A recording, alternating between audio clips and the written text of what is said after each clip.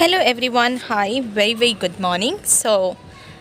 स्वागत है आपका नौकरी समाचार चैनल में। तो मैं इसमें आपको आज बात बताने वाली हूँ पेंशन स्लिप के बारे में।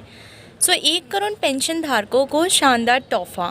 केंद्र सरकार ने बैंकों को दिया सख्त निर्देश, पेंशन धारक हुए मालामाल। तो क्या न्यूज़ है, पूरी डिटेल पर मैं आपको बताने वाली हूँ। अगर आप लोग चैनल पे नए हैं तो चैनल को ज़रूर सब्सक्राइब कर लीजिएगा, साथ ही साथ बेल आइकन को भी प्रेस कर लीजिएगा, जिससे आने वाली हर एक वीडियो का नोटिफिकेशन आप लोगों तक पहुँच पाए।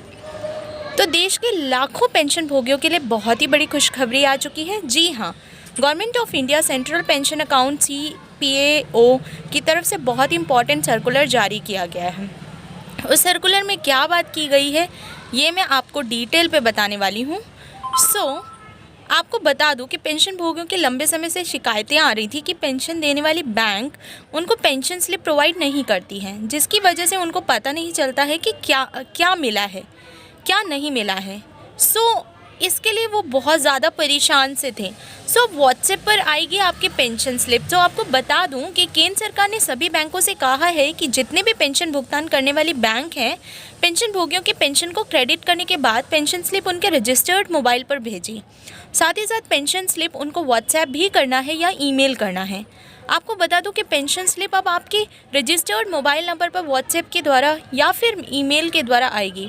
तो इस प्रकार से आपकी पेंशन स्लिप आपकी पेंशन क्रेडिट होने के बाद आपके पास पहुंच जाएगी। ऐसे में कौन से फॉर्मेट में होगी आपकी पेंशन स्लिप, किस प्रकार से पेंशन स्लिप दिखाई देगी और उस पेंशन स्लिप में क्या क्या आपको देखने को मिल जाएगा, वो भी हम डिटेल पे बात करेंगे। तो वीडियो को एंड तक ज़रूर देखेगा।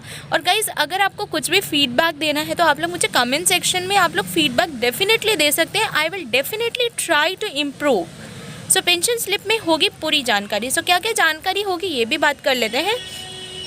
सरकार की तरफ से यहाँ पर बताया गया है कि पेंशन स्लिप पूरी जानकारी के साथ होनी चाहिए।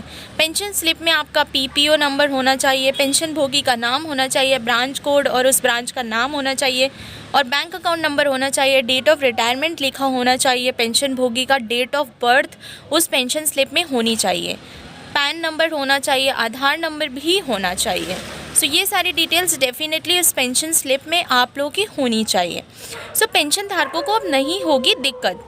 अब बिल्कुल भी आप लोग को दिक्कत फेस करने की ज़रूरत नहीं आएगी, बिकॉज़ बहुत सारे मैंने पेंशन भोगियों को देखा है, वो बेचारे काफ़ी परेशान होते थे कि उनकी आई है नहीं आई है। बेचारे बुज़ुर्ग लोग बैंक पे लंबी लंबी लाइंस लगाते थे और जो कि वहाँ जा भी नहीं सकते हैं।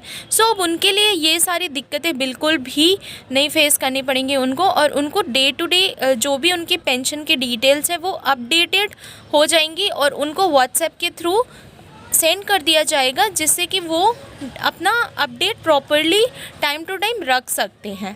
पेंशन स्लिप में कंप्यूटेशन इंस्टॉलमेंट कब से कटनी स्टार्ट हुई है और उसकी एंड डेट क्या है, इसके साथ साथ डिसेबिलिटी अगर है तो उसका एंड डेट क्या है वो भी मेंशन होना चाहिए।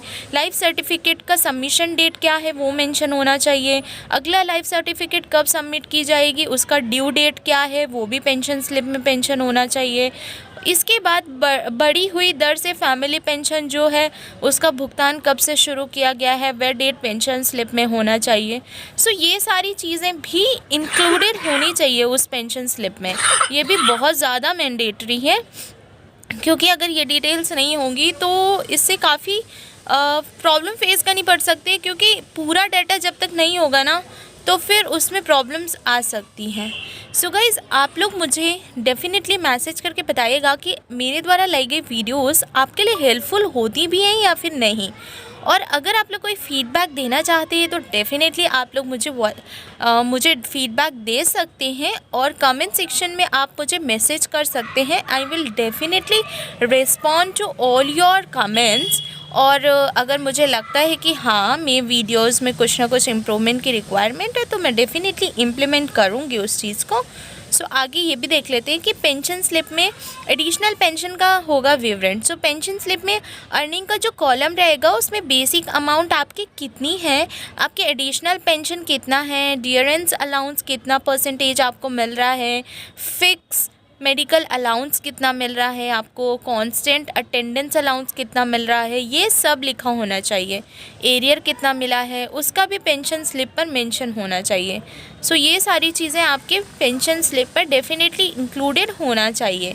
सो पेंशन स्लिप में होगी इनकम टैक्स की डिटेल, और अभी क्या है ना कि आपकी इनकम टैक्स की डिटेल्स भी उस पर मेंशन की जाएंगी। सो उसके बाद डिडक्शन का ऑप्शन आ जाता है। अगर एक्सेस पेमेंट हुआ है तो उसकी रिकवरी कितनी हुई है पेंशन स्लिप में मेंशन होना चाहिए। कंप्यूटेशन की इंस्टॉलमेंट कितनी है, कितना बाकी है, वह भी पेंशन स्लिप में मेंशन होना चाहिए। इनकम टैक्स में कितनी राशि आपके डिडक्शन हुई है यहाँ पर मेंशन होना चाहिए। अगर कुछ और रिकवरी है तो वो भी स्लिप में मेंशन होना चाहिए। पेंशन स्लिप में होगा कटौती का विवरण, कितनी कितनी चीज़ें आपके डिडक्ट हुई है उसका भी विवरण आपका होने वाला है पेंशन स्लिप में। सो पेंशन से टोटल डिडक्शन कितना हुआ है उसकी जानकारी पेंशन स्लिप में पेंशन भोगी को प्रोवाइड करनी है। डिडक्शन में पूरी इन्फॉर्मेशन रहनी चाहिए, अर्निंग में पूरा ब्यौरा होना चाहिए। इसके बाद मेन पॉइंट आ जाता है टैक्स समरी का, वह भी स्लिप में उसको भी शामिल करना है। ऐसे में ग्रॉस पेंशन आपकी कितनी बन जाती है और इनकम टैक्स काट कर कितनी पेंशन हाथ में आएगी उसका ब्यौरा पेंशन स्लिप में होना चाहिए। सो ये सारी डिटेल्स पेंशन स्लिप में होनी चाहिए। और अगर ये सारी चीज़ें नहीं होती हैं तो फिर उसके लिए जो बैंक है वो पूरी तरीके से ज़िम्मेदार होगा, और जो गवर्नमेंट है वो डेफ़िनेटली उनसे सारी चीज़ों का रिकॉर्ड मांग सकती है।